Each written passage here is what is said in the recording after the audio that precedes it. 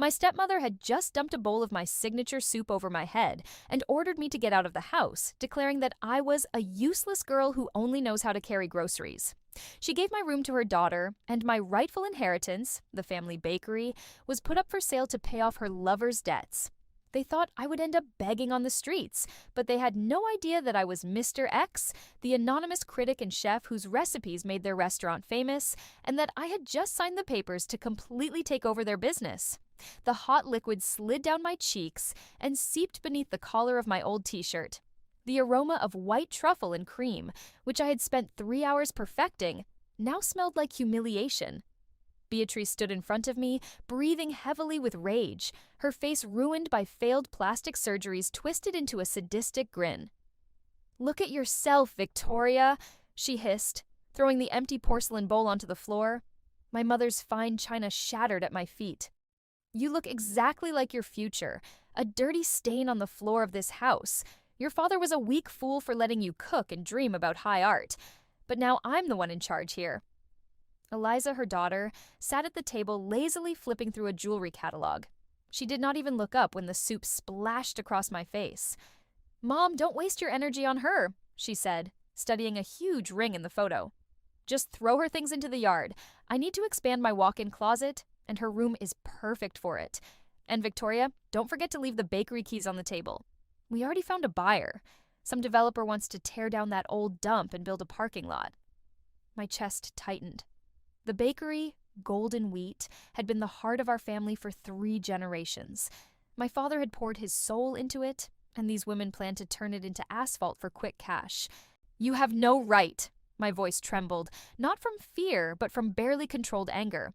"My father's will clearly says—" "Your father's will says exactly what I told the notary while your old man spent his final days drugged out of his mind," Beatrice shouted, stepping toward me. She grabbed my suitcase, which was already standing by the door, and shoved it hard onto the porch. "Go back to your little village and your mother's relatives. You won't even get a glass of water here." At that moment, Marco walked in, Eliza's fiancé and the city's famous food critic, dressed in a flawless suit with a smug smile on his face. "Ladies, are you ready?" he asked without even looking at me, as if I were a piece of furniture stained with food. "I booked us a table at Golden Lily. They say there's a mysterious new investor and the food is incredible. The perfect place to celebrate the bakery sale and the start of our new life." Eliza stood up and wrapped her arms around him. "Oh, Marco, wonderful. I was just hoping to show off the new restaurant to my friends. And we've already gotten rid of this loser." I wiped my face with the edge of my shirt and slowly rose from my knees. My phone vibrated briefly in my pocket. I already knew what the message said. My lawyers had spent the entire week making sure the deal closed as quietly as possible. "Congratulations, Madam Owner. The acquisition of Golden Lily was finalized at 5 p.m. All documents are in your safe. The staff is awaiting your instructions." "So you're all heading to Golden Lily to celebrate?" I asked quietly, though there was a sharpness in my voice none of them had ever heard from me before. Beatrice paused near the front door and looked back at me with pure disgust. "And why exactly would that matter to you?" she sneered. "That restaurant is completely out of your league. You couldn't afford a meal there even if you sold both your kidneys." I didn't answer her. I just stood there silently and watched the 3 of them climb into the luxury car my father had paid for years ago. The second they drove off, the fake smiles disappeared from my face. I picked up my suitcase from the porch and carried it inside for one final look. There were no expensive clothes packed away in it, no jewelry, no sentimental keepsakes, only the things that actually mattered. My custom Damascus steel knives, carefully wrapped in leather, a spotless white chef's jacket with a gold-embroidered emblem, and my laptop, the one containing every contract, account, recipe, and secret connected to the empire I had built without any of them knowing. I pulled out my phone and called the restaurant manager. "Antonio, it's Victoria," I said calmly. "I'll arrive in 20 minutes. Have my office prepared." There was a brief pause before I continued. "And tonight we're expecting special guests. Beatrice Valdez, her daughter Eliza, and the food critic Marco. Put them at table 5, directly in front of the open kitchen. I want them close enough to hear every order called out tonight." Antonio immediately understood from my tone that this wasn't going to be an ordinary dinner service. "And Antonio," I added coldly, I'll personally handle their tasting menu. We'll start with the truffle soup I didn't get the chance to enjoy back at home. That was only the beginning, just the first move. None of them could have imagined the look Marco would have on his face once he realized his entire career as a respected critic was about to collapse before dessert even arrived. And none of them had any clue that hidden inside the restaurant safe was proof showing exactly how Beatrice had manipulated my father's medication during his final months. The truth had been sitting there this whole time, and tonight, I planned to serve it course by course. By the time I arrived at Golden Lily, the restaurant glowed like a palace. Crystal chandeliers hung from the ceiling, scattering warm light across polished wine glasses and flawless porcelain. Every table looked untouched, perfect, expensive. Reservations there were usually booked months ahead, and one dinner cost more than most families spent on rent all year. Antonio greeted Beatrice, Eliza, and Marco personally near the entrance. As always, he looked impeccable in his dark suit and perfectly tied bow tie, carrying himself with the calm elegance of old money. The moment he welcomed them with formal respect, I could already see Beatrice straighten her back proudly, like she suddenly belonged among the elite. "Right this way, ladies and gentlemen," Antonio said smoothly, while leading them through the crowded dining room. Around them sat celebrities, politicians, athletes, and wealthy businessmen pretending not to stare at one another. "I reserved table 5 specifically for you tonight. It offers the best possible view of our open kitchen." He smiled politely before adding the final detail. "Our new owner and legendary chef, known publicly only as Mr. X, has personally designed your tasting menu this evening. The experience is called Return to the Truth." Marco's eyes lit up immediately. He adjusted the cuff of his designer jacket and grinned with excitement. "Outstanding," he said confidently. "I've spent 6 months writing articles about Mr. X, and somehow nobody has ever seen his face. His recipes are unbelievable, almost scientific in precision. Flavor like that doesn't happen naturally. Tonight, I finally get to uncover the mystery for my column." Beatrice glanced around arrogantly, silently judging the staff, the guests, the decor, everyone. "You see this, Eliza?" she said proudly. "This is what real status looks like. People here understand class and influence. Not like that pathetic Victoria we finally got rid of today. She never understood luxury. Right now she's probably sitting at some bus station hugging her cookware." Inside the kitchen, meanwhile, the atmosphere was completely different. Every station moved with absolute precision. Pans hissed over open flames. Orders were called sharply. Plates moved from hand to hand like clockwork. My chefs operated as one perfect machine under my direction.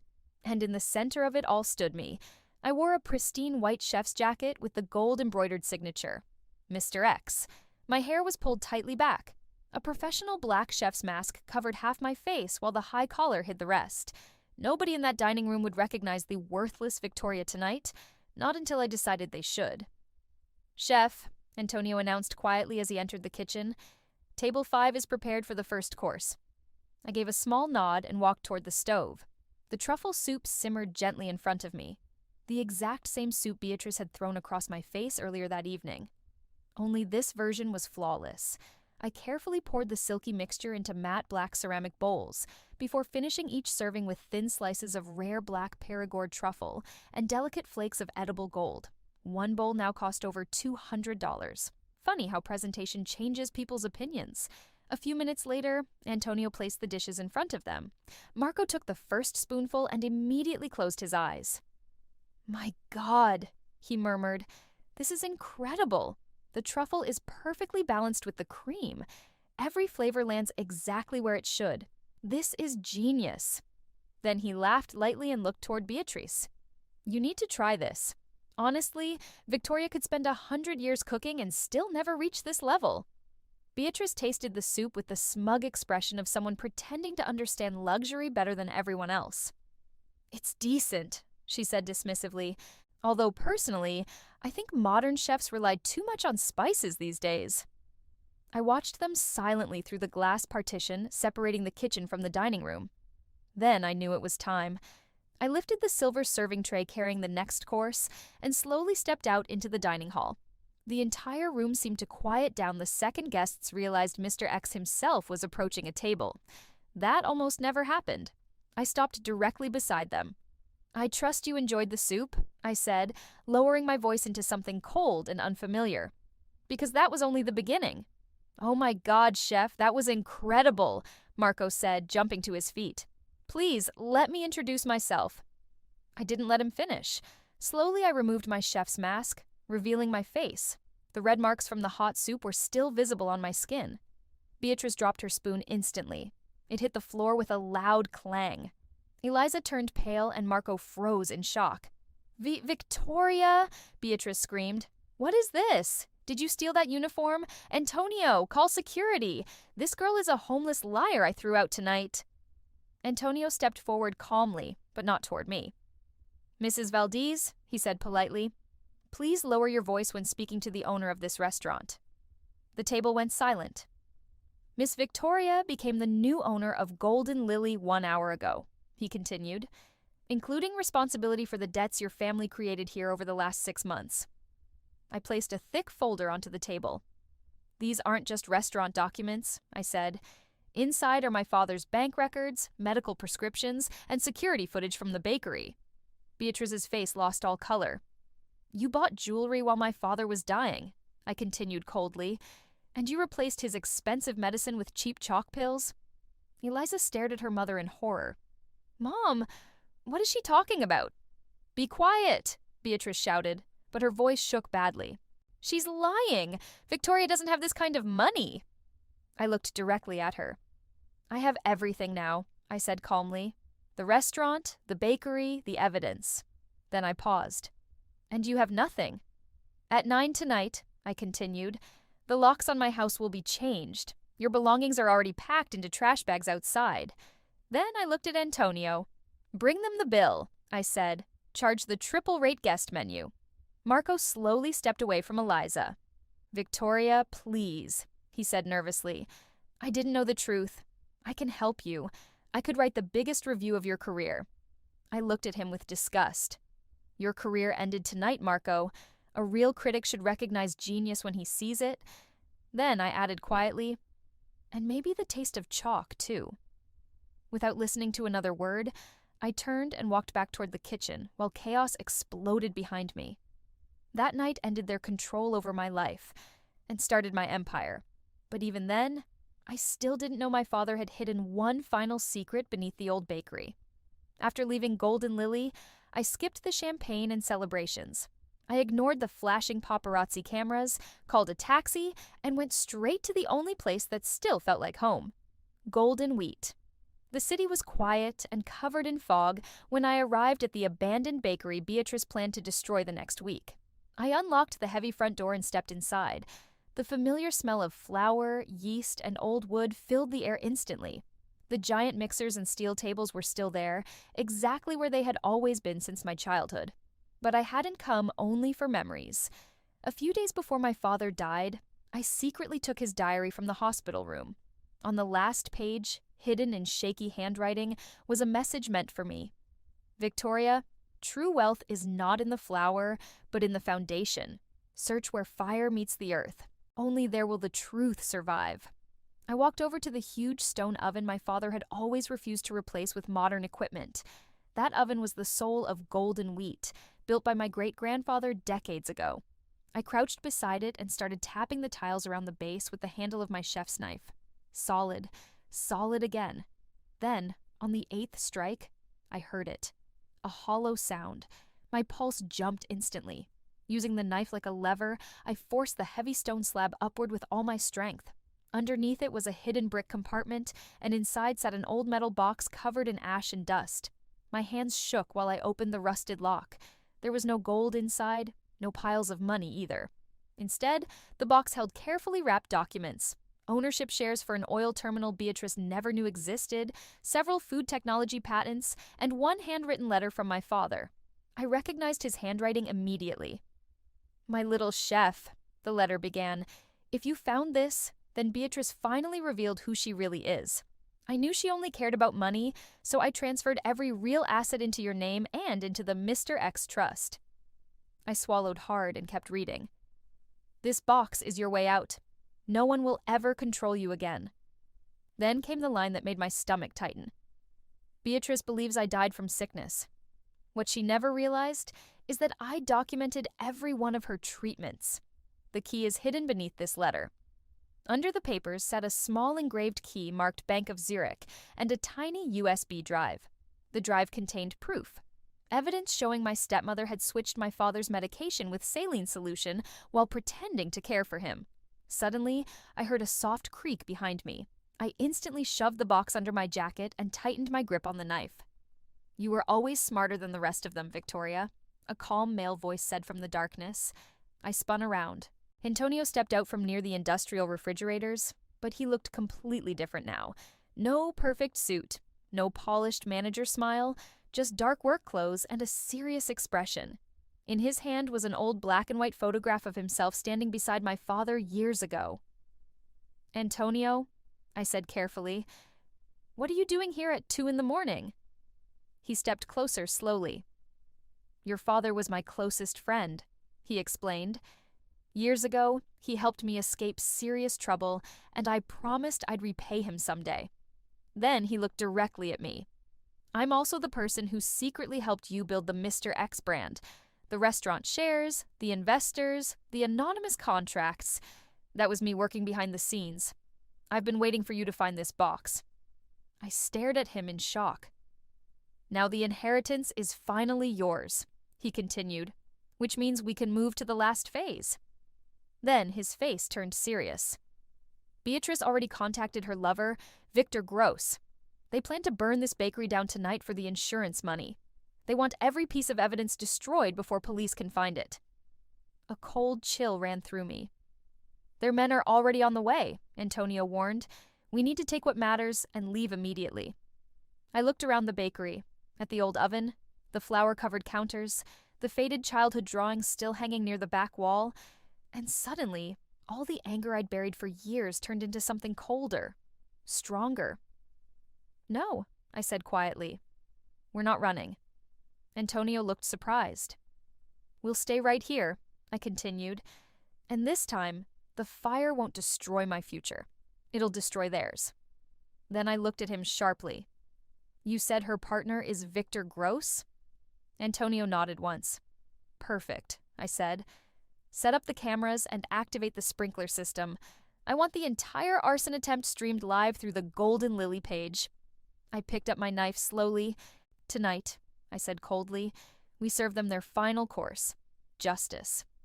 Outside, the smell of gasoline was already creeping through the cracks beneath the doors, and the night was only getting started. The smell of gasoline became so strong, my eyes started burning.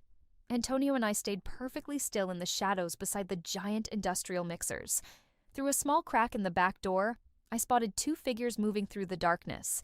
One of them was Beatrice. The other was Victor Gross, my father's former business partner and the man who had secretly helped destroy our family from the inside. "Hurry up!" Beatrice whispered sharply while splashing gasoline across the counters and wooden shelves. "That girl may have stolen the restaurant, but if this bakery burns down on her first day as owner, the insurance money will erase my debts, and everyone will blame Victoria for negligence." Victor calmly flicked open a lighter. There wasn't a hint of guilt in his face, only greed. "Goodbye, golden wheat," he muttered before tossing the flame onto the floor. Fire exploded instantly across the dry wood, but the second Beatrice turned to run, I pressed a button on my phone. Bright white lights flooded the bakery from every direction. Then Antonio's calm voice echoed through hidden speakers. "Mrs. Valdez, Mr. Gross, please smile for the cameras. Hidden surveillance is recording everything, and the live stream on the Golden Lily page already has over 50,000 viewers. Police units are arriving now." Beatrice screamed in panic and tried stomping out the fire with her expensive heels, but it was already too late. The sprinkler system activated immediately. Freezing water poured from the ceiling, killing the flames within seconds, and leaving both of them drenched, trapped, and completely stunned. I stepped out of the shadows holding the USB drive from beneath the oven. "Did you really think fire could erase what you did?" I asked coldly while walking toward Beatrice. "This drive contains proof that you slowly poisoned my father by replacing his medication. It also shows every illegal deal you made with Victor Gross." Victor suddenly tried running for the exit, but Antonio blocked him before he could escape. "Not so fast," Antonio said calmly. You wanted to know who originally owned this bakery before Victoria's family? Victor froze. My grandfather gave this land to her family under one condition, Antonio continued. They were supposed to protect it. You betrayed that promise. Then he looked directly at him. Now the land returns to the rightful owners. 1 month later, 2 full city blocks were packed with customers waiting outside the restored Golden Wheat Bakery. The rebuilt sign shined with real gold lettering, and the smell of fresh bread filled the entire street. Beatriz and Victor were both sitting in jail awaiting trial without bail after the video of their failed arson attempt went viral online. Eliza disappeared to the same small village she once mocked me for coming from, and Marco lost his reputation permanently after investigators uncovered years of paid reviews and secret bribes connected to Victor's businesses. I stood behind the bakery counter wearing my white chef's jacket, while customers filled the building with laughter and conversation. Beside me stood Antonio, no longer just my manager, but my closest business partner. "Boss," he said with a grin, "we just sold out of truffle croissants again." I smiled and looked toward the old stone oven, now fully restored. It no longer hid secrets. Now it gave warmth. "You know," I said quietly, "my father was right all along. Real wealth isn't money or stocks." I picked up a fresh loaf of bread and tore it apart while steam rose into the air. "It's having your own place in this world," I said, "standing on your own ground, making honest food, and finally living without fear." For the first time in years, the darkness around my life was finally gone. I wasn't hiding behind the name Mr. X anymore. I was Victoria Valdez, and my real story was only beginning.